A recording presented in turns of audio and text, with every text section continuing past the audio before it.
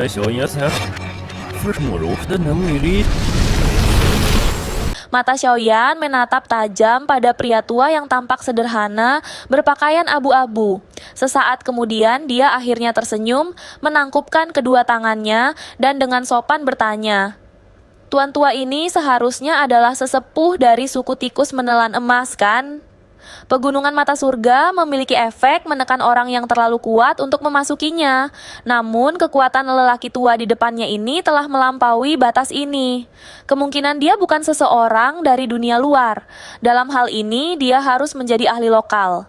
Selain itu, seluruh Heaven Eye Mountain adalah wilayah suku tikus menelan emas.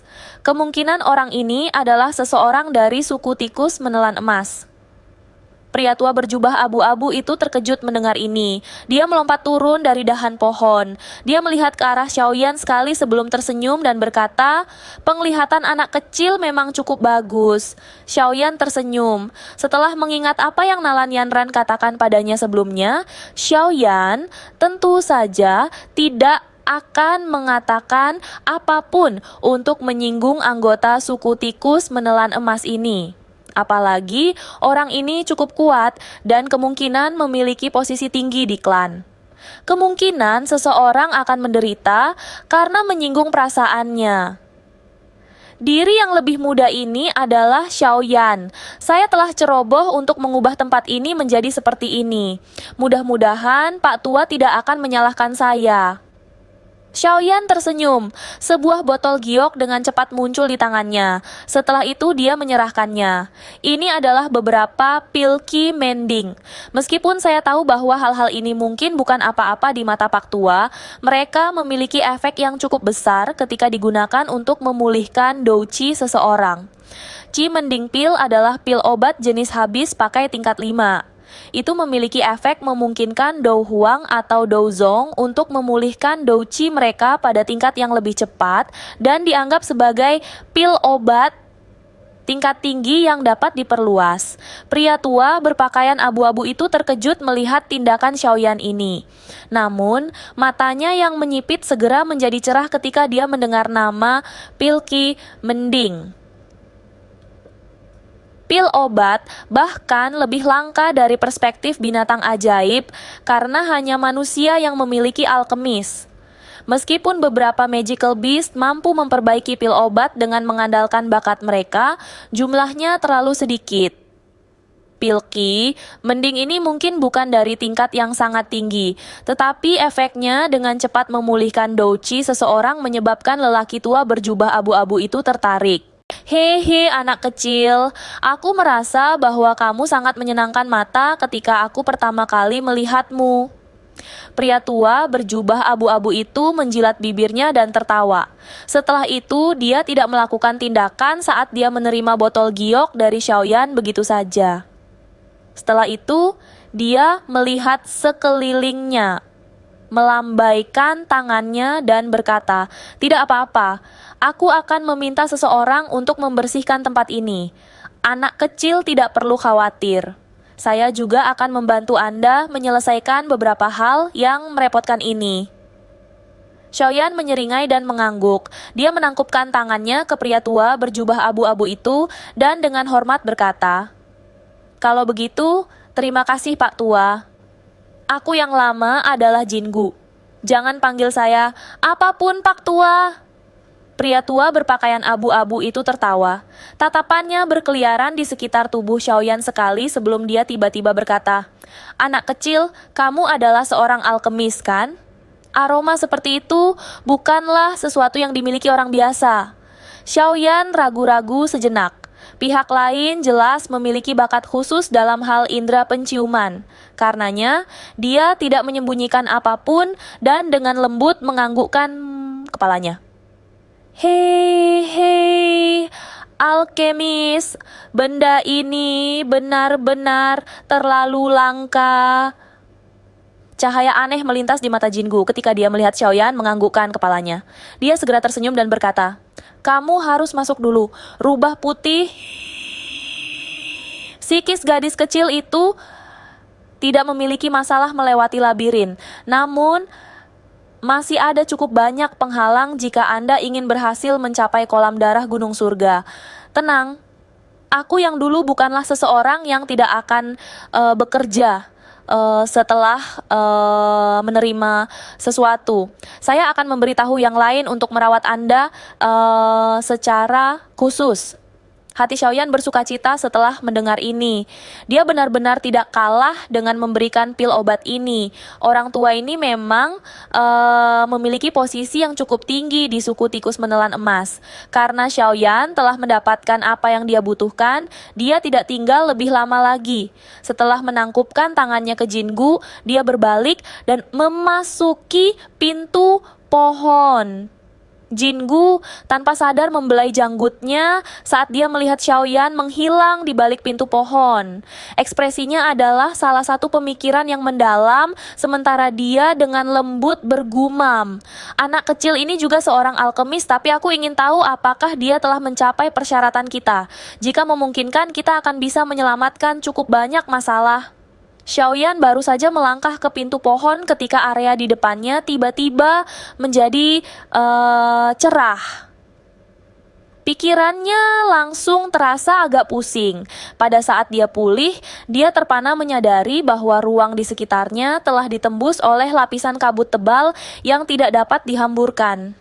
Kepadatan kabut di tempat ini setidaknya 10 kali lebih padat daripada kabut di pegunungan. Terlebih lagi, hal yang membuat Xiaoyan merasa terganggu adalah kabut di tempat ini tidak bisa ditembus oleh kekuatan spirit. Apakah ini yang disebut labirin? Memang merepotkan. Xiaoyan berkata pelan sambil menyapu pandangannya ke sekelilingnya. Tiba-tiba, Xiaoyan merasakan tangannya menjadi dingin. Suara lembut Nalan Yanran terdengar dari sampingnya. Tidak perlu panik, ini aku. Lengan Xiaoyan yang tegang perlahan mengendur. Dia mengikuti arah suara itu dengan tatapannya dan melihat sekeliling. Namun, dia terkejut menemukan bahwa tidak ada apa-apa di sana. Meskipun sentuhan di tangannya jelas menunjukkan bahwa Nalan Yanran ada di sampingnya. Tidak perlu melihat, labirin ini bisa menghalangi penglihatan seseorang. Meskipun kita berdekatan, kita tetap tidak bisa melihat tubuh satu sama lain. Aku akan menarikmu bersamaku. Dengan rubah putih psikis yang memimpin seharusnya tidak terlalu sulit untuk keluar dari sini. Suara Nalan Yanran perlahan terdengar menyadari keraguan di hati Xiaoyan. Xiaoyan mengangguk sedikit setelah mendengar ini. Hatinya merasa sedikit lega. Beruntung dia bertemu Nalan Yanran di sepanjang jalan. Kalau tidak, dia mungkin terjebak di dalam labirin ini. Kabut tebal menutupi labirin, sementara sentuhan lembut di tangannya terasa seolah menyentuh batu giok berkualitas tinggi. Perasaan yang indah dan lembut itu menyebabkan hati Xiaoyan tanpa sadar bergetar. Namun perasaan ini segera ditekan oleh Xiaoyan begitu muncul.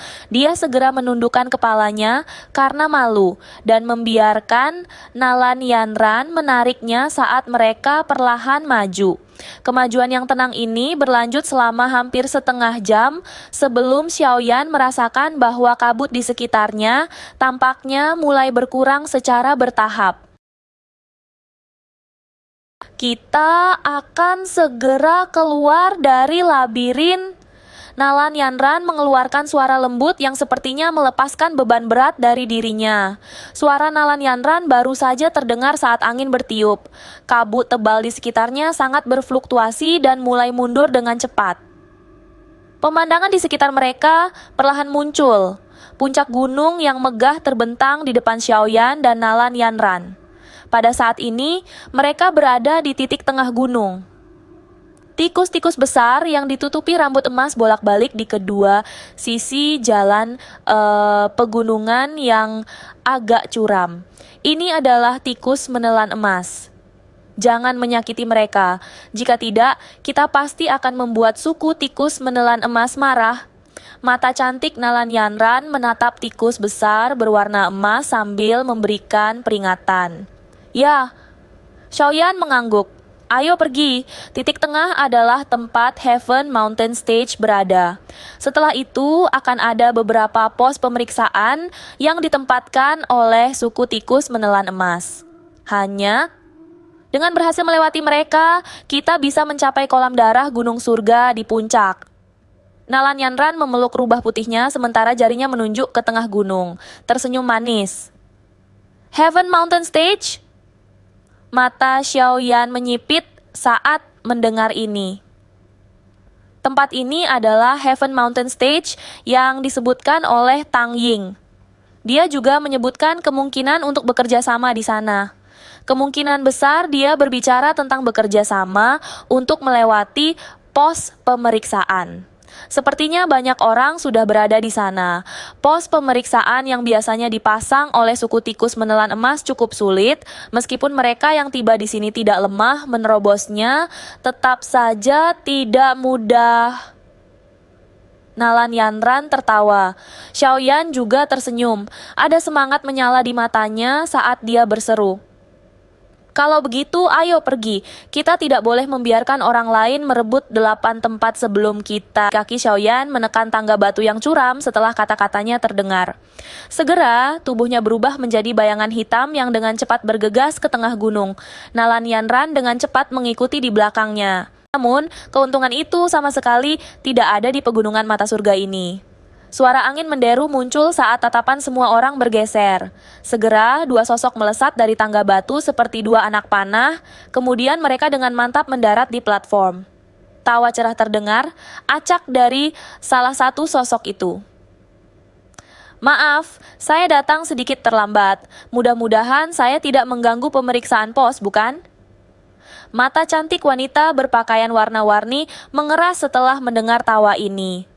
Dia perlahan menoleh dan melirik wajah muda yang tersenyum. Sesaat kemudian, dia hanya bisa mendengus dingin dan memalingkan kepalanya. Dua sosok manusia perlahan turun dari udara, mendarat di peron. Mereka adalah Xiaoyan dan Nalan Yanran yang tiba terakhir. Kedatangan mereka langsung menarik perhatian banyak orang. Tatapan-tatapan melesat ke arah mereka berdua, meski kebanyakan dari yang hadir tidak mengenal mereka, kecuali beberapa orang. Meskipun nama Xiaoyan telah menyebar luas karena perseteruannya baru-baru ini dengan Wind Lightning Pavilion, ia masih belum dianggap setara dengan Nona Feng, Tang Ying, dan individu-individu luar biasa lainnya dari generasi muda di hati beberapa orang. Xiaoyan tampaknya tidak peduli dengan tatapan-tatapan itu. Matanya menyapu sekeliling dan ia sedikit terkejut melihat hampir 20 sosok sudah ada di sana. Tidak disangka orang-orang ini bisa sampai lebih cepat darinya meski ia telah bepergian sepanjang malam. Sebagian besar alasannya adalah karena Xiaoyan tidak terbiasa dengan rute tersebut. Orang-orang yang hadir, bagian besar sudah memahami pegunungan mata surga dengan baik. Mereka juga mengetahui beberapa jalan pintas. Dibandingkan dengan mereka, Xiaoyan yang tidak terbiasa dengan tempat itu jelas berada pada posisi yang kurang menguntungkan.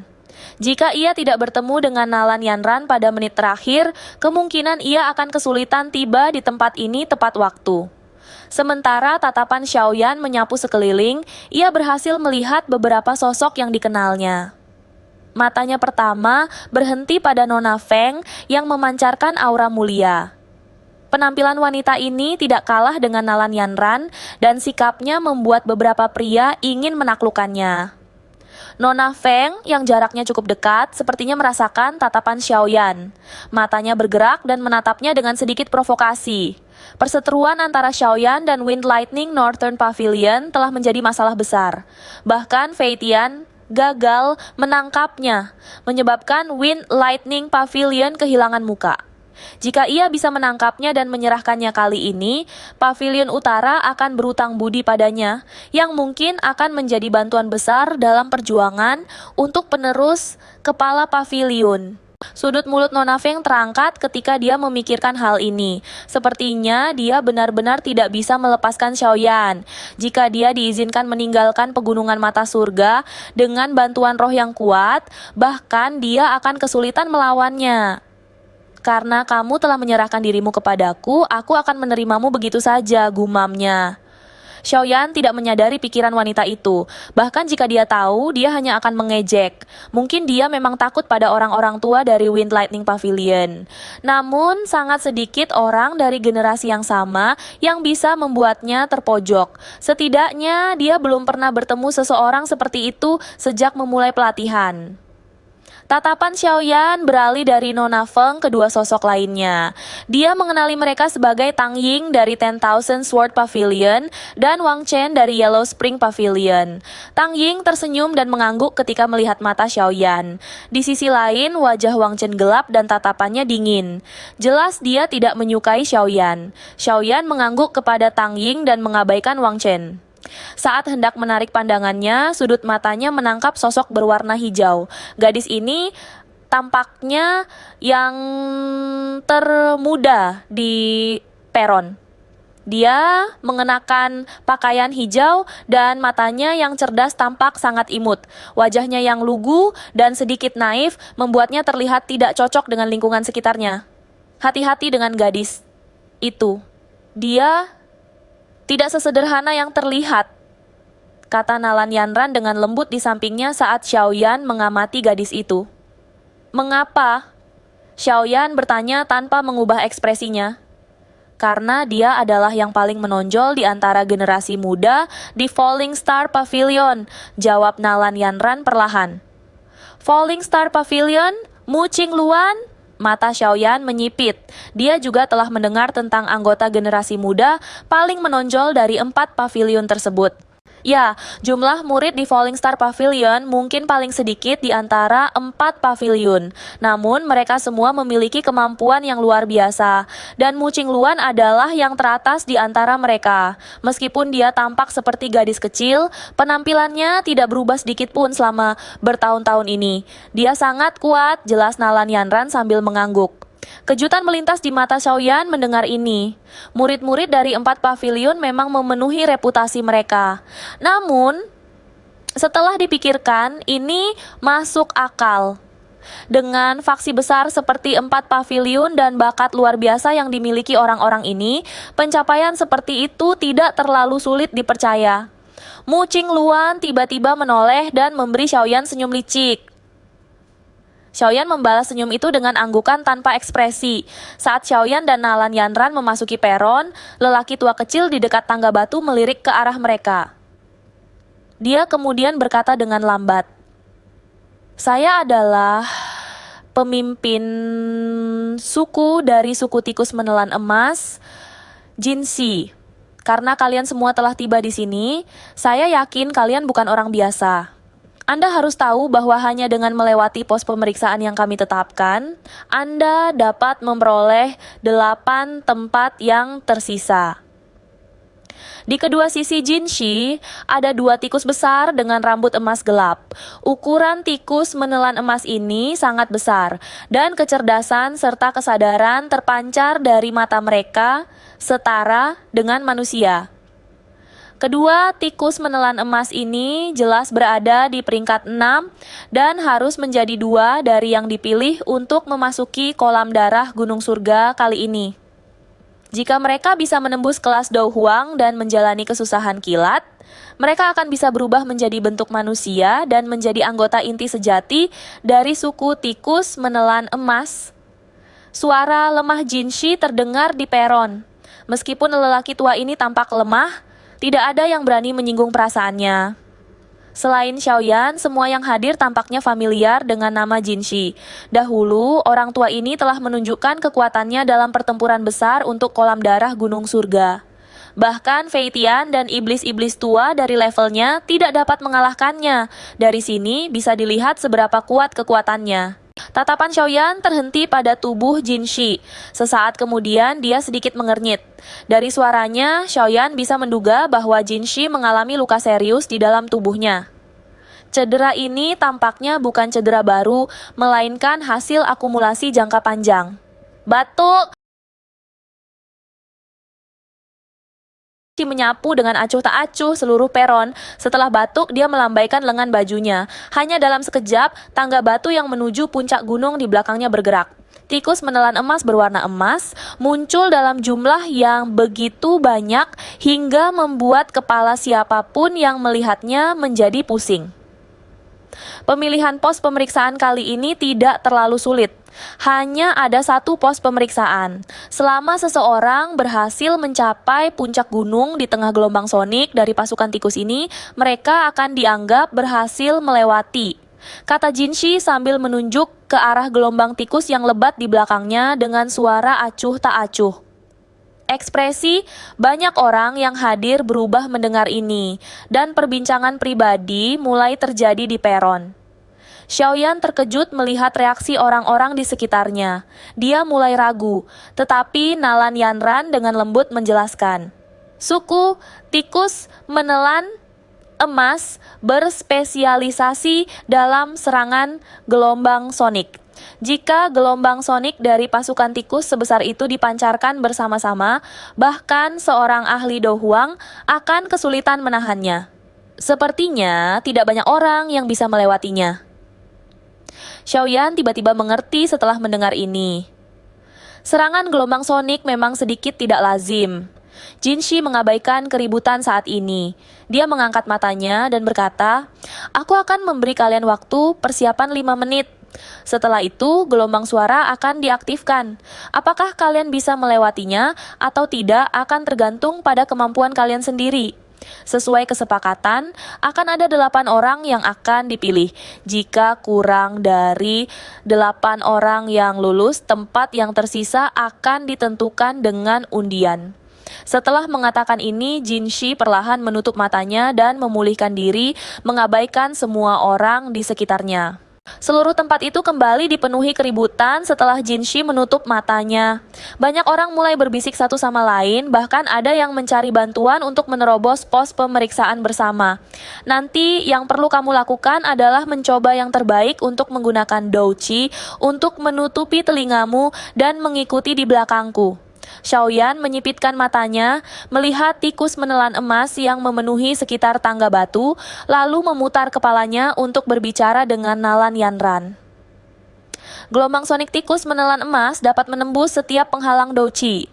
Begitu memasuki pikiran seseorang, itu akan menyebabkan ilusi atau pusing. Seseorang akan kesulitan bertahan melawannya. Pada saat itu, yang perlu kamu lakukan hanyalah menjaga dirimu sendiri. Tiba di tempat ini sudah hampir mencapai batas kemampuanku. Semua orang di sini luar biasa. Akan sangat sulit bagiku untuk bersaing dengan mereka. Nalan Yanran merenung sejenak di hadapan niat baik Xiaoyan, sebelum dengan lembut menggelengkan kepalanya dan menjawab. Xiaoyan mengerutkan kening mendengar ini. Tidak disangka gelombang sonik tikus menelan emas ini sangat merepotkan. Segera dia bertanya, bagaimana kita bisa melawannya? Seseorang dapat mengandalkan douchi yang kuat dan bertahan melaluinya saat menghadapi serangan gelombang sonik oleh suku tikus menelan emas. Atau seseorang juga dapat menggunakan teknik Dou gelombang sonik untuk melawannya.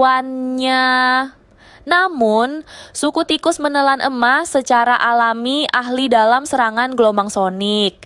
Kemungkinan serangan gelombang sonik biasa akan kesulitan menembus susunan suara pasang tikus ini. Nalan Yanran menjawab dengan ragu-ragu. Teknik Dou gelombang sonik.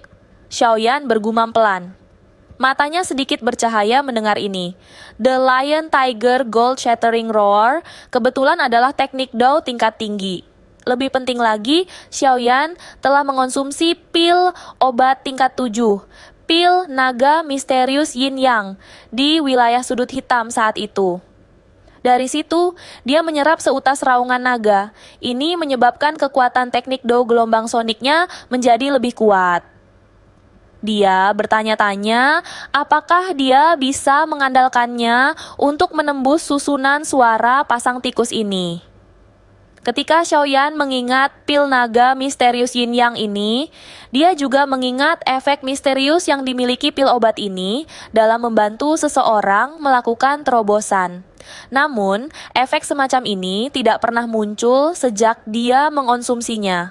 Xiaoyan merasa tidak berdaya menghadapi ini. Dikabarkan bahwa Feng Zunjie mengandalkan pil obat ini untuk menembus kelas Douzun. Mungkinkah dia juga perlu mencapai level itu agar efek ajaib pil obat ini muncul?